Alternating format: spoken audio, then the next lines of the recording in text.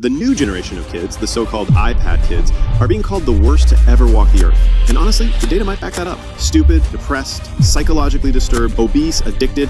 What happened? Who let this happen? And how deep does the damage go? Picture a child in 2024.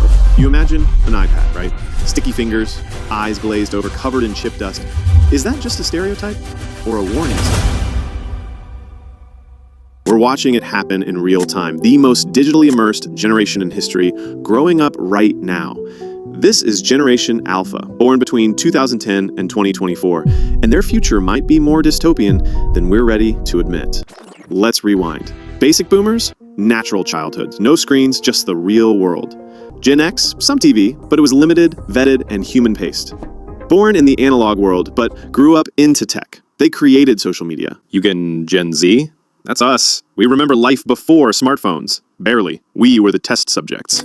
But Gen Alpha, they were born into the algorithm. Think about it. A kid born in 2015 probably had their photo online before they could walk, before they could talk, before they could consent. 1 in 3 babies under 1 year old already know how to use a touchscreen. And what they're watching? It's not Sesame Street anymore. Take CoComelon. It's not educational. It's engineered. Every 4 seconds the screen changes. Constant motion, bright colors, overstimulation as design.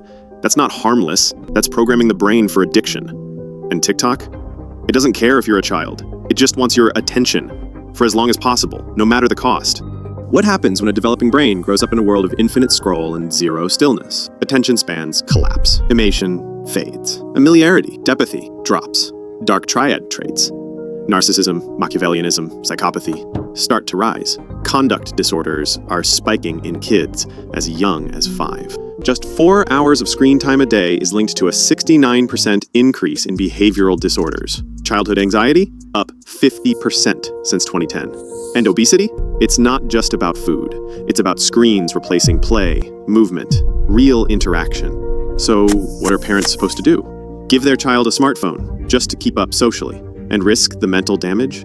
Or hold them back, isolate them, and risk them falling behind in a digital future? And here's the kicker. 65% of Gen Alpha will work in jobs that don't even exist yet, and nearly all of them will involve technology. So are we setting them up to fail either way? Let's be honest, most parents didn't know. Tech moved too fast, and big tech didn't care. They wanted attention, clicks, engagement, even if it came from toddlers. YouTube Kids, once caught serving disturbing, violent content disguised as cartoons. Elsagate, remember that? The platforms profit. The kids pay the price. Is Gen Alpha doomed?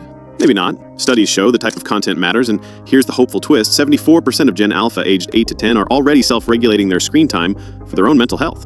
They're aware. They're growing up in chaos, but they're trying to find balance. Maybe that's their superpower. So what now? More importantly, control the content. Check histories. Know what they're watching, who they're talking to. Teach them mental health, empathy, boundaries. Let them play. Let them get bored. Let them be kids again. Gen Alpha will one day be our doctors, engineers, and presidents. The future isn't written yet, but if we want it to be a good one, we need to act now. So what do you think? Is Gen Alpha already too far gone? Or is there still hope? Leave your thoughts in the comments.